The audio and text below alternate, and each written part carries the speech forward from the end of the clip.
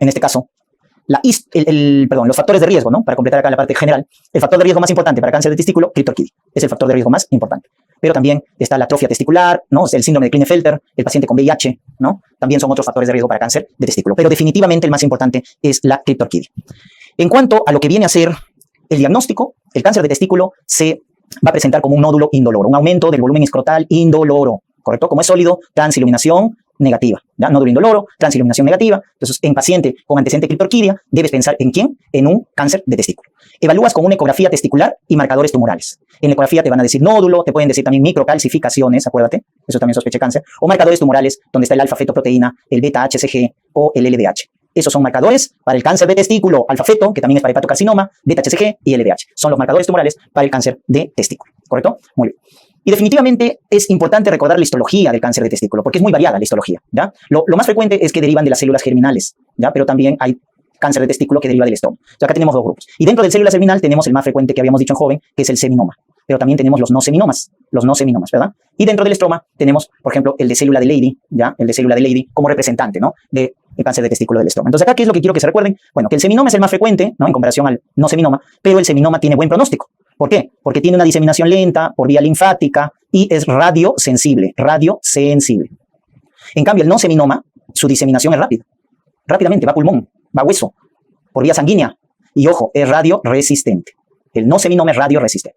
Y estos son los que típicamente elevan los marcadores tumorales, como el alfa-fetoproteína o el beta-HCG, los no seminoma.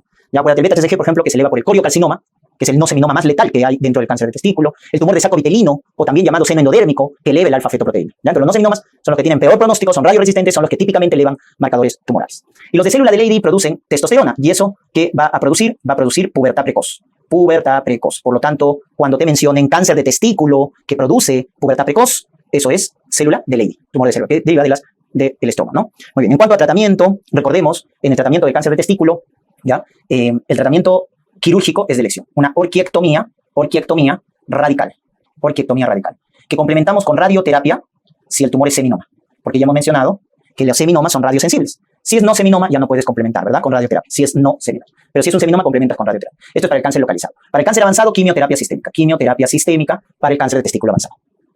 Vamos con el cáncer de riñón. El tipo histológico más frecuente en el adulto es el llamado de células claras, acuérdate. Derivan del túbulo contorneado proximal. Ese es el más frecuente en adultos, ¿ya? En adultos. Porque en niños, recuérdate que el más frecuente de las neoplasias renales es el nefroblastoma, o también conocido con el nombre de tumor de Wilms en el niño, ¿no? Tumor de Wilms, que se produce por una delección en el cromosoma 11. Se asocia con aniridia, ausencia de iris. Entonces eso también tengan en cuenta. En niños, el cáncer de riñón más frecuente es el nefroblastoma o tumor de Wilms, que se produce por delección del cromosoma 11. En los adultos, se llama células claras, que deriva del túbulo contorneado proximal más frecuentemente. Factores de riesgo, porque siempre en cáncer tienen que acordarse de los factores de riesgo, ya que eso te va a aproximar al diagnóstico, ¿no es cierto?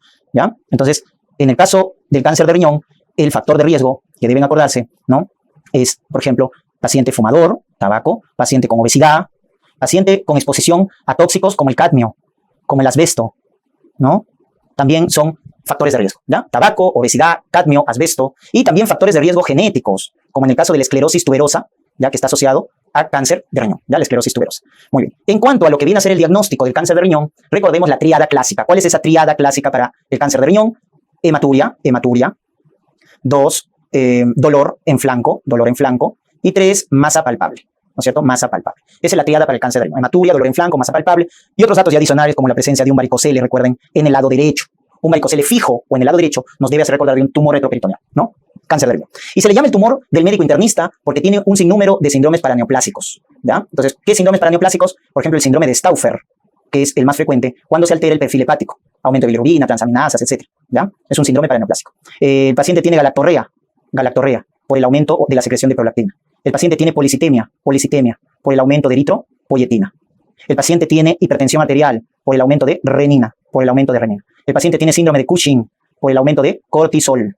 Entonces, miren el sinnúmero de síndromes paraneoplásicos que puede dar el cáncer de riñón. Y eso es por este cuadro florido, por eso se llama el tumor del médico internista. La evaluación es con una tomografía. Recuerden el ATAC como estudio de elección para evaluar el retroperitoneo, que es donde se ubica el riñón. Entonces, podemos hacer el estadiaje TNM, ¿no es cierto? Un T1 es cuando el tumor mide menos o igual de 7 centímetros, el T2 cuando mide más de 7 centímetros, el T3, ojo, que es cuando invade, en este caso, la vena renal o la vena cava inferior, es este 3. Y T4 cuando invade la fascia, ¿no? La fascia de Gerota o la glándula suprarrenal ipsilateral, ¿ya?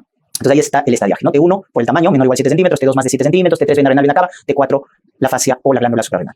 Y en el caso del tratamiento del cáncer renal, igual podemos clasificar en un tratamiento localizado y en un tratamiento avanzado. En el caso del cáncer renal localizado, debemos recordar que el tratamiento quirúrgico es el de elección. Se hace una nefrectomía. Nefrectomía. Si el tumor es pequeño, menos de 4 centímetros, es monorreno, podría hacerse una nefrectomía parcial, en ciertos casos. Pero de elección es la nefrectomía total. ¿Ya? Entonces, cuando te digan por ahí tumor pequeño, monorreno, nefrectomía parcial. Pero si no, nefrectomía total. Y en el caso del tratamiento avanzado, hay un dato acá característico. El cáncer de riñón es radioresistente y quimioresistente. O sea, en un cáncer de riñón avanzado no puedes emplear radioterapia ni quimioterapia. Mucho cuidado. ¿Ya? Radioresistente, quimioresistente, cáncer de riñón en adultos. Entonces, ¿por dónde va el tratamiento avanzado? Por la inmunoterapia.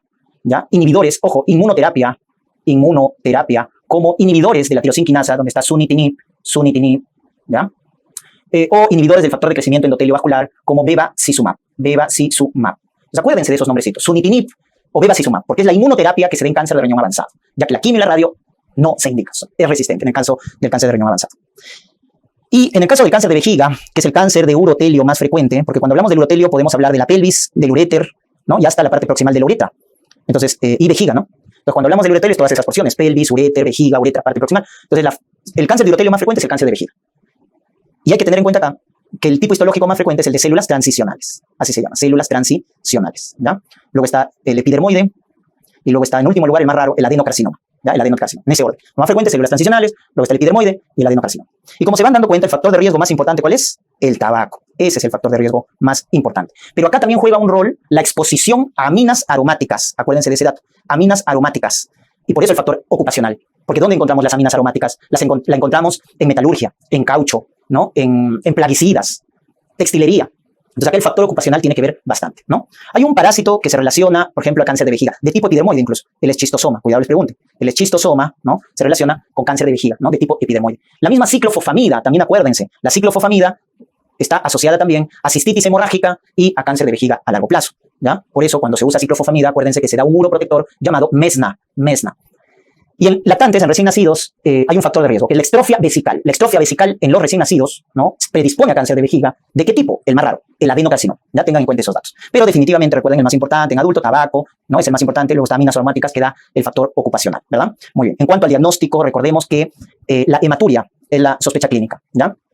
Hematuria, ¿ya? Que tiene una característica. Es una hematuria indolora, o sea, monosintomática. Una hematuria indolora, ¿ya? En algunos casos hay disuria, hay poliacuria.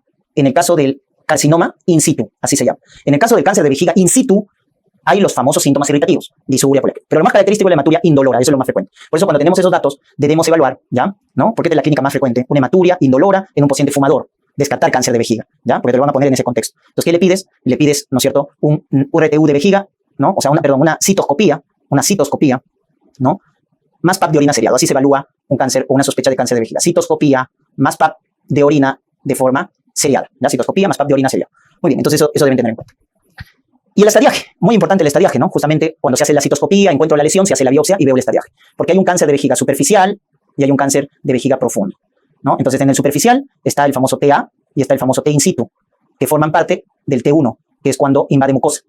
El T2 es cuando ya invade submucosa, ¿correcto? Ya está. Entonces el T1 es mucosa, el T1, que puede ser TA o el T in situ. El TA es el papilar, el T in situ es el no papilar. El T2 es submucosa, ¿correcto? Ya está. Y luego ya viene el T3, ¿correcto? El T3, claro, el T3, perdón, a ver acá, lapsus, ¿ya? Eso es para ver si están atentos. Muy bien. Claro, entonces T in situ es cuando invade mucosa, ¿correcto? Esto es cuando invade mucosa. Cuando invade submucosa ya se llama T2, ¿correcto? Ahí está. Entonces, T1, ¿ya? Ya está. Entonces vamos a ponerlo mejor de esta manera, ¿ya? A ver. Ya está. Entonces, cuando invade mucosa se llama TA, el papilar, y T in situ, el no papilar. Cuando invade submucosa ya se llama T1. Ya está, ahí sí. Ahí está, mucosa, submucosa. Y a estos dos se les llama superficial. Cuando es profundo, acuérdense que es T2 ahí, ¿correcto? T2 cuando ya, en este caso, invade la parte muscular. Es este 2, ya es músculo invasivo, profundo. T3, cuando ya invade la serosa de la vejiga o la grasa perivesical. Y el T4, cuando ya invade los órganos vecinos. ¿Ya? Esa es la clasificación. Entonces, T2, muscular, T3, serosa, T4, órganos vecinos. Ahí está. Entonces, esa es la clasificación. ¿Ya? Cuando te digan entonces TA, T in situ, T1, eso es cáncer de vejiga superficial. T2, T3, T4, profundo. ¿Y por qué les hago esa diferencia? Porque de eso va a depender el tratamiento. Para el cáncer de vejiga superficial, lo que vamos a indicar es un RTU vesical, o sea, una resección transuretal de esa lesión, ¿ya? RTU vesical, resección transuretal, más, en este caso, la inyección del bacilo de Kalmen y Waring. Acá se utiliza la famosa BCG, intravesical. O también el uso de este agente quimioterapéutico llamado mitomicina. Mitomicina. Pero, ojo, esta quimioterapia es intravesical, o sea, es localizada. Ya se inyecta en la vejiga. O BCG o mitomicina para el cáncer de vejiga superficial. Pero es una inyección intravesical, eso quiero que en cuenta. En cambio, cuando es profundo, ¿no? Un T2, T3, T4, va a depender si hay o no metástasis. Si no hay metástasis, entonces se hace una cistectomía radical. Cistectomía radical. Pero si hay metástasis, ya se hace una quimioterapia, pero sistémica, a base de cisplatino. A base de cisplatino. Entonces acá acuérdense el dato, que el BCG se utiliza para el cáncer de vejiga superficial, como inyecciones intravesicales, ¿no? En cambio, cuando es profundo y no tiene metástasis, cistectomía radical, y si ya el cáncer de vejiga ha hecho metástasis, se hace quimioterapia sistémica. ¿Ya? ¿Por qué les hago esa aclaración? Porque hay quimioterapia localizada, que es a base de mitomicina para el cáncer de vejiga superficial, que son inyecciones intravesicales. ¿Ya? Entonces, eso hay que diferenciar. Entonces, cuando es un TA, un T in situ, ojo, acá el T in situ tiene mal pronóstico, porque infiltra rápido. TA, T in situ, T1, su RTU, más su BCG, o mitomicina intravesical. Y si ya es T2, T3, T4, cistectomía radical, y en caso ya haya metástasis, se hace quimioterapia sistémica a base de cisplatino.